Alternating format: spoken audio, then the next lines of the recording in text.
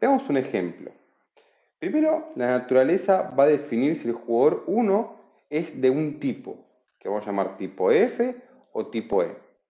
Luego, ese jugador tiene que elegir entre N y G, que son dos acciones, y el jugador 2 va a elegir, luego de observar N o G, entre A y R. Notemos que la naturaleza va a afectar los pagos, como se muestra en la siguiente matriz. Entonces, la forma extensiva del juego se representa de la siguiente forma. Primero, la naturaleza va a decidir si el mundo es F o E, con alguna distribución de probabilidad, que es P, 1 menos P. Esto está dado, esto es una información que viene dada.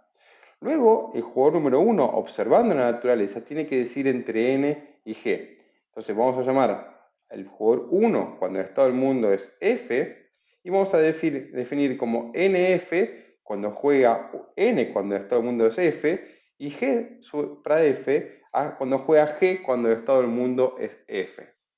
De forma análoga, el mundo puede ser E. En ese caso, el jugador número 1 va a jugar o N cuando el mundo es E, o G cuando el mundo es E. Luego, el jugador 2 puede tomar una decisión cuando se juega G, independientemente del estado, pero sin saber en qué estado está. Y en ese caso, tiene que adjudicar una creencia a pensar cuál es la posibilidad de que esté en cada uno de los estados. Y luego tiene que tomar una decisión que puede ser A o R cuando el estado del mundo es F, o es A o R cuando el estado del mundo es E. Notemos que tiene que tener siempre A y R como las acciones posibles cuando tiene que tomar una decisión. Si fuesen distintos el conjunto de acciones, uno revelaría la información de qué estado del mundo está. Ahora, los pagos van a condicionar en el estado del mundo. Si se juega AG y el estado del mundo es F, los pagos son 1, 1. Si se juega RG y el estado del mundo es F, los pagos son menos 1, 0. En cambio, si se juega AG con el estado del mundo E, los pagos son 1 y 0. Si se juega GR con el estado del mundo E, los pagos son menos 1, menos 1.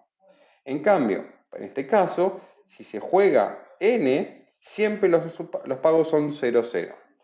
Eso es este caso particular. Lo importante es ver que los pagos son diferentes cuando se juegue AG dependiendo del estado del mundo y son diferentes si se juega RG dependiendo del estado del mundo.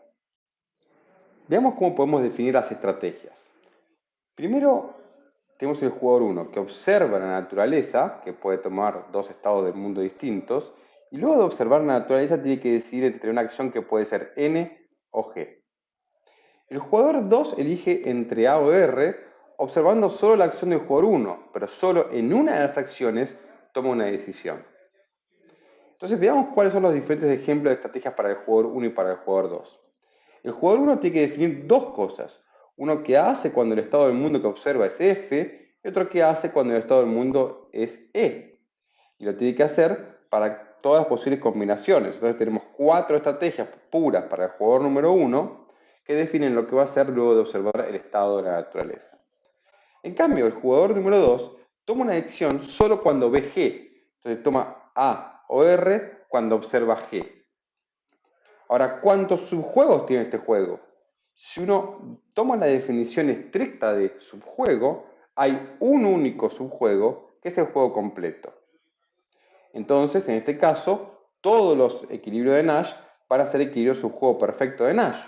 ¿Por qué? Porque los equilibrios de Nash del juego completo también lo son de todos los subjuegos que existen, que es uno solo. Busquemos la forma normal del juego y identifiquemos los equilibrios de Nash y por ende también los equilibrios subjuego perfecto de Nash. Para esto, pongamos las estrategias del jugador 1 en las filas y las estrategias puras del jugador 2 en las columnas. Notemos que si el jugador 1 siempre hace N, los pagos van a ser 0, 0 para los dos jugadores, independientemente de lo que haya hecho el jugador número 2 en caso de observar G. Ahora, cuando el jugador 1 decide jugar N cuando el mundo es F y G cuando el mundo es E, los pagos van a depender de la probabilidad de que estemos efectivamente en el caso F o en el caso E. Fijémonos que en este caso, con probabilidad P, estamos en el mundo 0, 0. Y con probabilidad 1 menos P, el jugador 2 jugó A cuando se jugó G en el estado E y los pagos son 1, 0. Ahora, si el jugador 2 hubiese jugado R, con probabilidad P tenemos 0, 0 y con probabilidad 1 menos P tendríamos menos 1, menos 1. Eso da lugar, esto, a los pagos en el caso que se juegue A y esto a los pagos en el caso que se juegue R. De la misma forma podemos construir los pagos de las diferentes combinaciones de estrategias puras. Una vez que tenemos la forma normal del juego, podemos buscar los equilibrios de Nash. Si el jugador 1 juega NN, ambas son mejor respuesta. Si juega NG, 0 va a ser siempre mejor que algo negativo, excepto que P sea igual a 1. Entonces acá podemos poner que P sea igual a 1. Si juega GN, vemos que P es mayor que 0, excepto cuando P es igual a 0, que también en este caso son iguales. Y cuando GG se juega, tenemos que P y 1 menos P siempre tenemos que P es mayor que 1 menos P.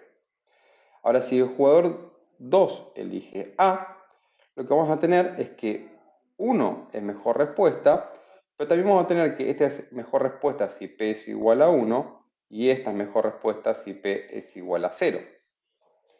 Y si el jugador 2 elige R, vamos a tener que 0 es mejor respuesta, excepto que P sea igual a 0 acá,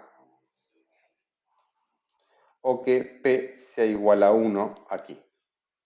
Esto implica que podemos encontrar doble sombreado en las combinaciones donde se juega NN y R, que sería este caso que está aquí, para todo P. Y tengamos aquí abajo también GG y A para todo P. Ahora, siguiendo con el razonamiento, si P es igual a 1, notamos que aquí se vuelve mejor respuesta y tenemos que GNA es un equilibrio de Nash. Si P es igual a 0, tenemos que ahora tanto Gn como R son un equilibrio de Nash.